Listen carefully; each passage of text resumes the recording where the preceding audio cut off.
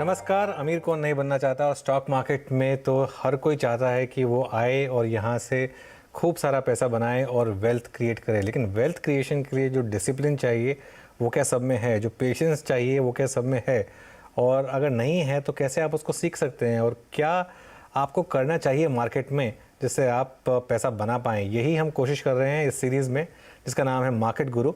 और आज मेरे साथ जुड़ रहे हैं समीर अरोरा, हीलियोस कैपिटल के ओनर हैं ये। और ऑफ कोर्स जो दर्शक काफ़ी टाइम से मार्केट्स को देख रहे हैं वो जानते हैं कि काफ़ी फ्लैम्बॉयंट पर्सनालिटी रखते हैं समीर। इन्वेस्टर तो हैं ही काफ़ी अच्छे, लेकिन पर्सनालिटी भी काफ़ी अच्छे रखते हैं। Sameer, thank you so much. मेरी एक ये मैंने नई इनिंग स्टार्ट की है नेटवर्क में सीएनबीसी आवाज़ के साथ, और शुक्रिया कि आपने टाइम दिया इसके लिए। नहीं, कांग्रेचुलेशन, आपका रोल इतना इम्पोर्टेंट बना, वेरी गुड। आपको मैंने कई सालों से आपने मेरे इंटरव्यूज लिए हैं और इस नए रोल में तो मैं बहुत खुश हूँ आपकी के साथ यहाँ पर। तो समीर, क्योंकि आप ग्लोबल मार्केट पर काफ़ी पैनी नज़र रखते हैं और काफ़ी इस समय जो मार्केट में हलचल हो रही है वो ग्लोबल मार्केट को देखकर ही हो रही है। आपने ऐसा पहले देखा है कि इंडियन मार्केट अपने ऑल टाइम हाई से सिर्फ 5 या 6% दूर हो और डाउ जोन्स अपने 52 वीक लोज के करीब हो, तो इसको कैसे समझें? तो मैं 27-28 साल से मार्केट्स में इन्वेस्ट कर रहा हूँ और ऐसा एक भी साल नहीं हुआ जिसमें ऐसा कुछ हुआ हो। मोस्टली हम हाई बीटा मार्केट गिने जाते थे। दैट मीन्स अगर यूएस मार्केट 10% गिरी है तो हम 15 गिरेंगे, और अगर वो 10 बढ़ी है तो शायद हम 12-15 बढ़ते थे।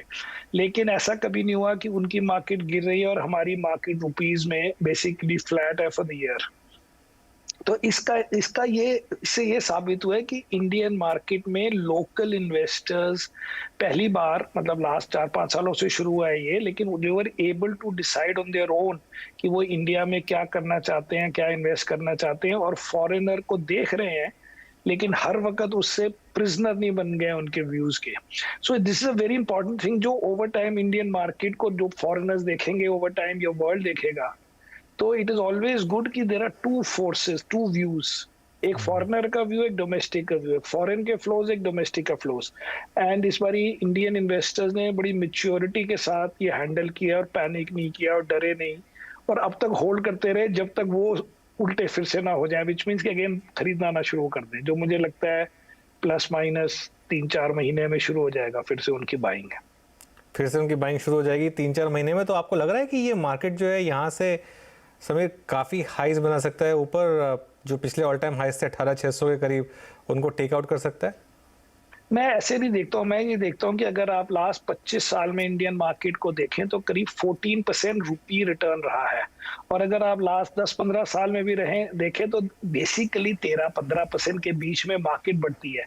अगर उस मार्केट को आप कहें कि ये 30% बढ़ जाए किसी साल में, तो वो अगले साल फिर आपको लॉस करेगी या बिलो ट्रेंड करेगी। तो बिग पिक्चर में हमें अज्यूम करना चाहिए कि 13-15% मार्केट बढ़ेगी, नॉट ओनली क्योंकि पहले 15 मतलब पिछले 20-25 सालों में ऐसे बढ़ी है, बिकॉज उसको आप रिकंसाइल कर सकते हैं काफी चीजों से। नंबर 1 तो आप कर सकते हैं कि इंडिया का इंटरेस्ट रेट 10 ईयर बॉन्ड का करीब 7.4% होता है, तो उसमें आप 5-6% जोड़ें, जो कि कहते हैं इक्विटी रिस्क प्रीमियम, कि भाई equity market, debt market, long term bond, government के बॉन्ड को कितना बीट करती है। ये वर्ल्ड वाइड नंबर है, हर मार्केट में 5 से 7% पर एनम के बीच में होता है, कि भाई 5% 7% उसी कंट्री के बॉन्ड से ज्यादा रिटर्न। दूसरा, अगर आप नॉमिनल टर्म्स में इंडियन मार्केट को, जीडीपी ग्रोथ को देखें, वो भी 13-14% के करीब होती है। मतलब आप कह लो 7-1% जीडीपी ग्रोथ, 5-6% इन्फ्लेशन, तो नॉमिनल टर्म में 13-14%, वो भी रिकंसाइल हो जाता है कि ब्रॉडली कॉर्पोरेट अर्निंग्स इस रेंज में चलेगी। तो इसलिए ऐसे देखना चाहिए, अगर बहुत बढ़ेगी तो फिर उससे अगले साल नहीं बढ़ेगी, kind of thing is how I look at it. But 13-14% बनाना बहुत बढ़िया चीज है, क्योंकि ना वो बॉन्ड में बनते हैं, ना वो प्रॉपर्टी में बनते हैं, ना गोल्ड में बनते हैं, और ना फॉरेन कंट्रीज में इन्वेस्टमेंट में बनते हैं। सो लास्ट 25 ईयर्स में इंडिया ने खाली मतलब अच्छा ही नहीं किया, उन्होंने यूएस मार्केट से बेटर किया, चाइना से बेटर किया, एशिया से बेटर किया, जापान से बेटर किया। ब्रॉडली छोटी मोटी कोई 2-4 कंट्रीज ने अगर बेटर किया हो तो एग्जैक्टली उसका बॉदर नहीं करना, but big countries, big markets में India did very well, and अब वो कोई रीजन नहीं है कि फिर से उस टाइप के रेंज के रिटर्न ना हो। जो आपसे लास्ट बार मैंने बात की थी तो उसमें आपने कहा था कि इंडियन मार्केट जो इन्वेस्टर्स हैं उनको चाहिए कि एनएससी के सामने फ़ोटो खिंचवाएं, वॉरेन बफेट के सामने के साथ खिंचवाने के बजाय, क्योंकि इंडियन मार्केट ने वॉरेन बफेट को भी बीट किया है। ये 14% था करीब, वो डॉलर टर्म में बना 10.1% पर एनम, क्योंकि 4% के करीब हमारे करेंसी में जाते हैं। एंड वॉरेन बफेट का लास्ट 25 साल का रिटर्न है 8.9% पर एनम, और यूएस मार्केट का रिटर्न है 8% पर एनम। तो अगर आप एक और तरीके से देखें कि यूएस मार्केट भी 25 साल में 8% per annum in dollar terms दे रही थी, विच मीन 12%। इसलिए 12% 14% को अनरीजनेबल नहीं गिनते, बिकॉज यूएस मार्केट इतने सालों के बाद भी 12-13% रिटर्न दिया है per annum for this. Of course India का बेटर था, इसलिए 13-15 के बीच में अगर आप एक्सपेक्ट करके चलें तो देन आपको ओवर टाइम डिसअपॉइंटमेंट नहीं होगी। एंड एनीवे बाकी ऑल्टरनेटिव से बेटर होगा, तो अगर और ज्यादा रिटर्न हो गया तो वो भी आपको मिलेगा ही, लेकिन बहुत ज्यादा भी नहीं सोच सकते, but this is a good return अगर कंपाउंड करते जाए तो फिर तो वॉरेन बफेट को भी यहाँ इन्वेस्ट करना चाहिए समीर, वो तो करते नहीं है। वॉरेन बफेट को बिल्कुल करना चाहिए। वो हर वक्त अपनी यूएस की बातें करते हैं, बट एक्चुअली उन्होंने बाहर ज्यादा जाने की कोशिश नहीं की है, जिससे उनका नुकसान हुआ है इफेक्टिवली मेरे हिसाब से। क्योंकि अब बड़ी बड़ी कंपनी तो ले ही सकते थे ना, कोई प्राइवेट सेक्टर बैंक, कोई कंज्यूमर, कोई टेक, ये चीजें इजी टू अंडरस्टैंड है, और उनके स्केल के हिसाब से मे बी 10-20 बिलियन नहीं डाल सकते, लेकिन आपने 1-2 बिलियन डाले होते, वो भी 10-20 बिलियन हो गए होते। ठीक है, तो आपने बात की बड़े प्राइवेट बैंकों की और ये सब। मैं पिछले कई दिनों से देख रहा हूँ, जब भी ये स्टॉक ऊपर आने की कोशिश करते हैं कोई ना कोई सेल कर देता है इन्हें। आज भी एचडीएफसी बैंक, कल भी एचडीएफसी बैंक ऊपर के लेवल पे किसी ने बेच दिया। ये हो क्या रहा है समीर? ये तो जी बड़ा मुश्किल है कहना, लेकिन अब ये है कि लास्ट 2-3 सालों से एचडीएफसी बैंक लीडर नहीं रहा, ऑल्दो उनके रिजल्ट्स अभी भी अच्छे आए हैं। अभी जो क्वार्टरली डिस्क्लोजर है वो भी अच्छा था, स्ट्रॉन्ग था, करीब 6% क्वार्टर ऑन क्वार्टर ग्रोथ थी, लोन ग्रोथ, विच इज जो मिड साइज बैंक से भी ज्यादा थी। तो अब वो टाइम की बात है, वो सडनली जब शुरू होगा आपको पता नहीं लगेगा, क्योंकि generally they are doing well. उसमें यह है कि फॉरेन ओनरशिप हाई थी और हाई है। तो जैसे लास्ट अक्टूबर से जून तक करीब $30 बिलियन की सेलिंग हुई फॉरेनर्स की। उसमें कौन सी मैं रिपोर्ट में पढ़ रहा था कि करीब $10 बिलियन की फाइनेंशियल या बैंक्स में सेलिंग हुई, बिकॉज सबसे ज्यादा वो बैंक्स ही ओन करते हैं, और उसमें करीब 3-3.5 बिलियन की एचडीएफसी बैंक की सेलिंग हुई। सो वन रीजन इज कि फॉरेनर के पास वो स्टॉक काफी है, और सेकंड वो इंडेक्स में नहीं है फॉरेनर्स के। जैसे मेरे भी फॉरेन फंड का जो इंडेक्स है एमएससीआई इंडिया इंडेक्स, उसमें एचडीएफसी बैंक की वेटेज है 0। हमारी तो नंबर 1 होल्डिंग है वैसे तो। लेकिन उससे क्या होता है कि अगर वो इंडेक्स में नहीं हो, और जो इन्वेस्टर्स बहुत ज्यादा क्लोजली इंडिया को फॉलो नहीं करते, वो कहते हैं इसको हटाओ क्योंकि ना तो इंडेक्स में है और मुझे पैसे चाहिए, या मुझे सेल करना है, या मुझे रिडीम करने हैं पैसे, तो प्रेशर रहता है। लेकिन as long as underlying company अच्छा कर रही हो, plus minus a few months, वो सब चीजें ठीक हो जाती हैं। इतने सालों से उन्होंने ऐसे रिटर्न दिए हैं जिसके कारण मैं यहाँ तक पहुंचा हूं, तो मैं तो अभी उन्हें बहुत ट्रस्ट करता हूँ एचडीएफसी बैंक में। ओके, ठीक है, एचडीएफसी बैंक में आपका ट्रस्ट अभी भी कायम है।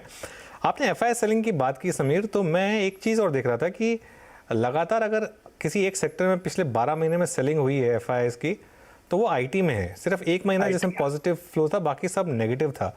तो ये मतलब क्या हो रहा है अभी? और ये इसमें क्योंकि आज एक बहुत इंटरेस्टिंग व्यू आया है कि अब valuation almost pre Covid level के बराबर पहुंच रहे हैं, 5 साल के एवरेज के करीब पहुंच रहे हैं। तो क्या जो पनिशमेंट मिलनी थी इनको, या जो एक्सेसेस थे इनके पोस्ट कोविड, वो बाहर हो चुके हैं?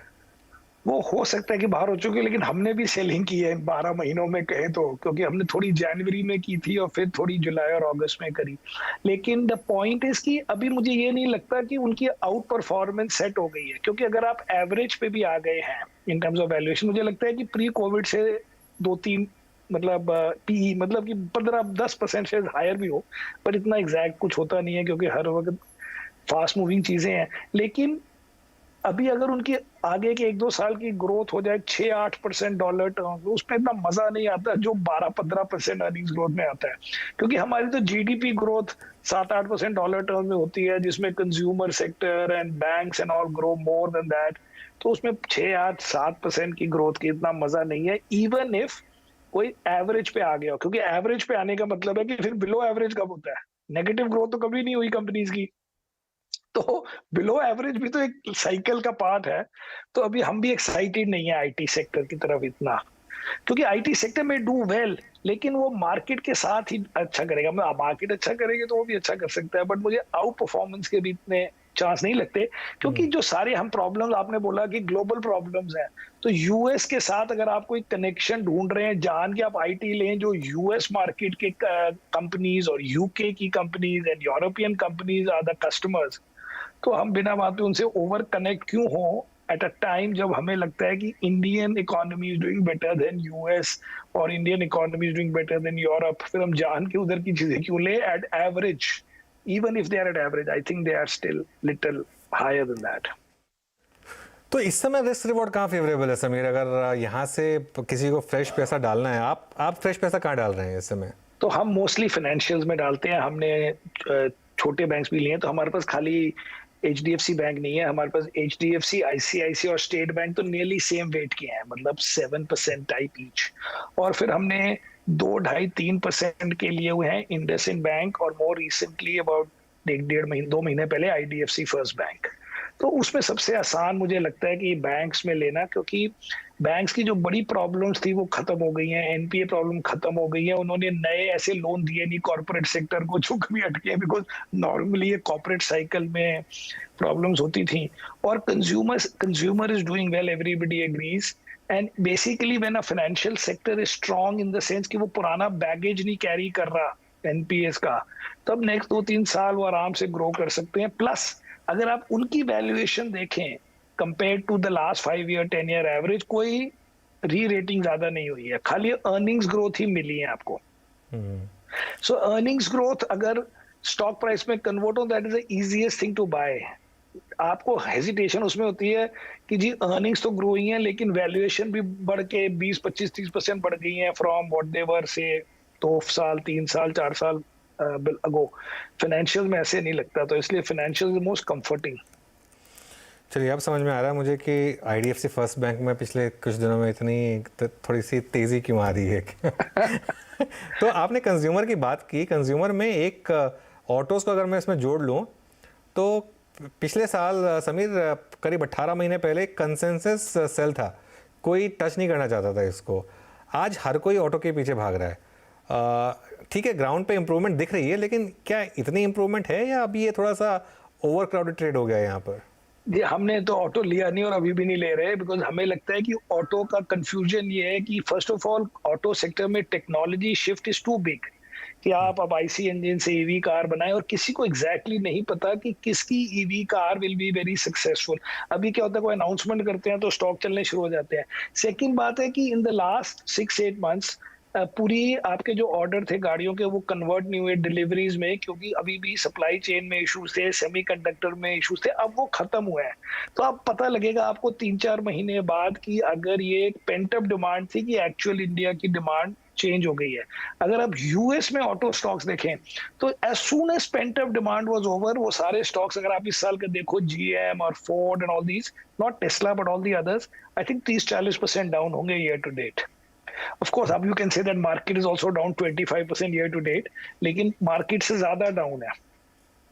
सो हमें ऑटो सेक्टर में मजा नहीं आया, क्योंकि ऑटो सेक्टर मुझे पेंट अप डिमांड का इशू लगता है कि आपने 2 साल डिलीवरी नहीं की, तो इसलिए हर कंपनी के अभी सेल्स अच्छी लग रही हैं, बट आगे जाके क्या होता है वी डोंट नो। कंज्यूमर में बड़ी चीजें हैं, हमारे होटल स्टॉक्स इतने चले हैं कि क्या ऑटो चले होंगे। वो लेमन ट्री को देखिए, हमारे इंडियन होटल को देखो, या हमारा वो कौन सा पेप्सी का अपना वरुण बेवरेजेस, वो सब चल गए हैं, तो कंज्यूमर चल रहा है। But I would rather have what we call small ticket consumer. Small ticket consumer का मतलब है जो अगर टोटल वर्ल्ड की ग्रोथ कम हो गई है, आईटी जॉब्स कम हो गई हैं, वीसी फंडिंग कम हो गई है, न्यू आईपीओस कम हो गए हैं, बट फिर भी जो आप डे टू डे में कर रहे हैं, क्योंकि बड़े 2 सालों से आप बंद थे, दिवाली पहली बार हुई है, या जनरली आप स्मॉल टिकट जाके करें, आप मैकडोनल्ड में खाना खाओ, पेप्सी खाओ, या आप छोटे मोटे फैशन के क्लोथ्स हो, ये हमारा मोस्टली कंज्यूमर में थ्रस्ट है इस बारी। समीर, एक और इशू जिसने ग्लोबल हेडलाइंस को डोमिनेट किया, और थोड़ा आप अगर इसको समझा सकें हमारे व्यूअर्स के लिए कि इससे कोई खतरा है कि नहीं, जो मैं बात कर रहा हूँ क्रेडिट स्विस की, जो यूरोपियन बैंक्स में, और यूरोप की इस समय एक बात हर कोई मान रहा है कि यूरोप की इस समय हालत काफ़ी ख़राब है, तो उसका Correct. कोई कंटेजन आ सकता है? क्योंकि कई लोग डर जाते हैं जब हेडलाइंस छपती हैं कि is this the Lehman moment, तो थोड़ा डर वापस आ जाता है लीमन वाला। तो Correct, वैसा correct. डरने की ज़रूरत है या ऐसा कुछ नहीं है? नहीं, उसके कोई डर की बात नहीं है। अगर आप एक्चुअली बैंक्स का वो देखें तो उनके बैंक्स के क्या कहते हैं रिजर्व्स बहुत ज्यादा हो गए हैं, काफी हो गए हैं, because of central bank learning from 2008। Secondly, इन सबके पास बॉन्ड्स होते हैं जिसको आप पहले हिट करोगे बिफोर की इक्विटी हिट हो। तो जैसे क्रेडिट स्विस की मैं कोई रिपोर्ट पढ़ रहा था किसी सेल साइड की, कि उनको करीब 80-90 बिलियन स्विस फ्रैंक का जब लॉस होगा तब जाके कंपनी को फर्क पड़ेगा on a day to day. Second thing is, अब वर्ल्ड को समझ आ गई है, दैट मींस बैंक्स को, सेंट्रल बैंक्स को समझ आ गई है कि अगर आप जैसे सपोज, कभी नहीं होगा मेरे हिसाब से, बट अगर क्रेडिट स्विस या किसी को $10 बिलियन दीजिए वो बच जाएगा। अगर आप स्केल देखें आजकल, मैं तो वैसे भी बच रहा है। मेरा कहने का मतलब है, at worst comes to worst, ये चीजें कैन इजीली बी सेव ताकि कंटेजियन ना हो। अगर आप स्केल देखें तो जर्मनी ने अभी अनाउंस किया, आई थिंक एक हफ्ता पहले, कि क्योंकि वहां पे एनर्जी कॉस्ट बहुत बढ़ गई है तो वो 200 बिलियन यूरोस का सब्सिडी इफेक्टिवली देंगे टू कंज्यूमर्स, ताकि उनका ये जो है गैस और कुकिंग का बिल, मतलब फ्यूल का, एनर्जी का बिल कंट्रोल में रहे। तो उस स्केल में बातें होती हैं। तो अगर किसी को 5-10 बिलियन चाहिए वो बचाने के लिए, अगर बचाने के लिए चाहिए, कोई कंटेजियन नहीं हो सकता। लेकिन मुझे लगता है कि जरूरत ही नहीं पड़ेगी। चलिए, ज़रूरत ही नहीं तो पड़ेगी। ये इशू नहीं है। इशू ये है कि यूरोप में वीकनेस है, इकोनॉमी में वीकनेस है, बट ये जो बैंक्स हैं आजकल काफी सालों से इन्होंने अपनी लेवरेज कम कर दी है, इन्होंने अपने रिजर्व्स, लाइक इनके कुछ 13-14% रिजर्व्स हैं जैसे। Plus if you look at डॉइचे bank वगैरह, उनके उन्होंने जो बेसिक बिजनेस कर दिया वो है कि सेविंग्स डिपॉजिट कलेक्ट करो और नॉर्मल बैंक की तरह बिहेव करो, और बाकी चीजें हैं। लेकिन जब आप स्विस बैंक सेंट्रल इफेक्टिवली वहां का प्राइवेट सेक्टर है, लेकिन वहां का स्ट्रीट बैंक है, दैट मीन नॉर्मल ब्रांचेस होती हैं। उनका प्राइवेट बैंक, स्विट्जरलैंड के दो ही रियल मोटे प्राइवेट बैंक्स हैं, यूबीएस एंड क्रेडिट स्विस। इनमें से अगर किसी को इफेक्ट हो जाए तो आपका कंट्री का बिजनेस मॉडल ही खत्म हो गया, तो कुछ नहीं होगा। मुझे लगता है इनसे कोई ये कंटेजियन नहीं होगा। और ये कंसेंसस बनता जा रहा है अभी कि अगला जो 3 या 4 साल है वो मैन्युफैक्चरिंग पर फोकस करिए इंडिया में।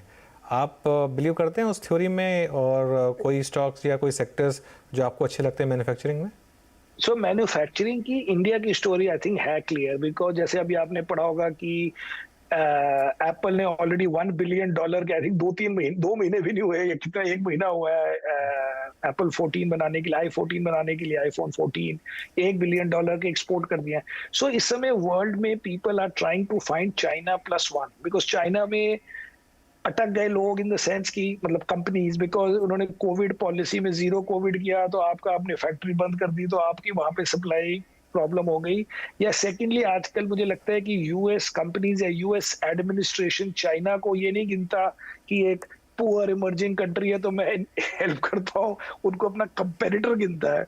एंड देयरफॉर इंडिया का पोजिशनिंग ये है कि इंडिया की अपनी मार्केट बड़ी है लोकल, तो आप उसके लिए आपने प्रोटेक्शन दी हुई है through make in India and all.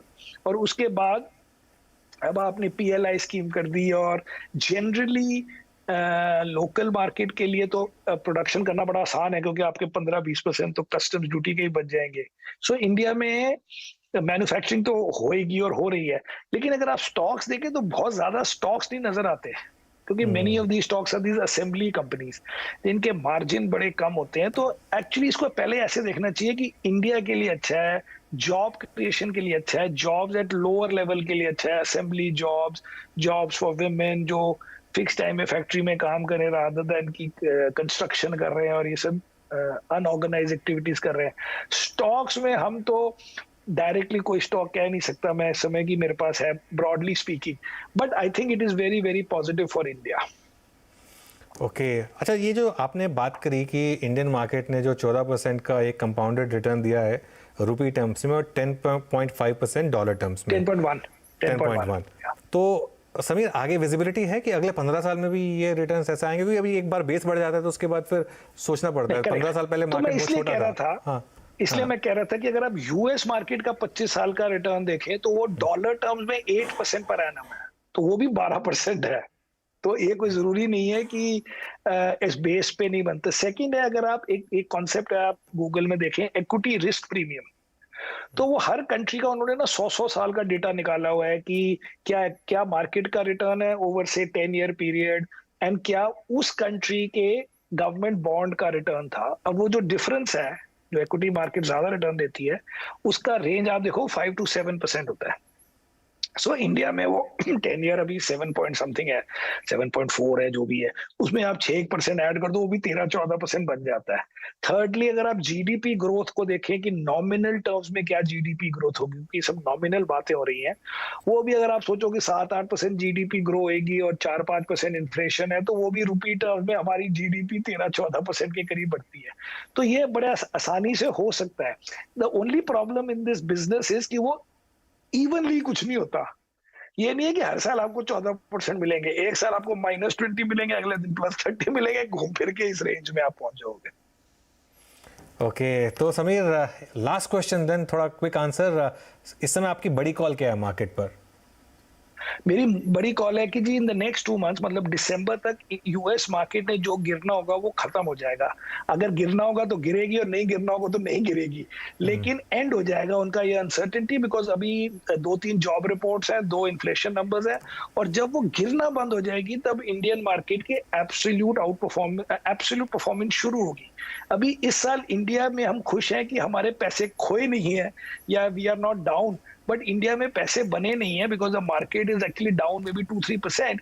लेकिन बाकी मार्केट्स को देखते हैं तो इंडिया की market has done very well, but absolute में पैसे नेक्स्ट ईयर बनेंगे जब यूएस मार्केट की uncertainty would have been totally in the price. चलिए, इसी अच्छे नोट पर शो को ख़त्म करते हैं। Sameer, thank you so much, आपने टाइम निकाला और बात की हमसे, और शुक्रिया आपका Sameer. Thank you, best of luck ji Anand ji. Market गुरु में इतना ही। आप देखते रहिए CNBC आवाज़, और मुझे दीजिए इजाज़त।